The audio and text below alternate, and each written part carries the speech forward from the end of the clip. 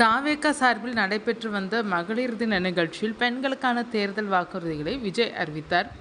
அதில் தாவேகா ஆட்சிக்கு வந்தால் 60 வயது வரை உள்ள அனைத்து குடும்ப தலைவிகளுக்கும் உதவித்தொகை ரூபாய் 2500 வழங்கப்படும் என வாக்குறுதி அளித்தார். மேலும் அரசு ஊழியர்களை தவிர மற்ற குடும்பங்களுக்கு ஆண்டுக்கு 6 கேஸ் சிலிண்டர்கள் இலவசமாக வழங்கப்படும் எனவும் விஜய் உறுதி அளித்துள்ளார். பள்ளிகளில் மாணவர்களின் இடைநிற்றலை தடுக்க தாய்மார்களுக்கு 15,000 வழங்கப்படும் என வாக்குறுதி அளித்தார். மேலும் அண்ணன் சீர்திட்டத்தில் திருமணத்தின் போது பெண்களுக்கு 1 சவரன் தங்கம் பட்டு சேலை வழங்கப்படும் எனவும் தெரிவித்தார்.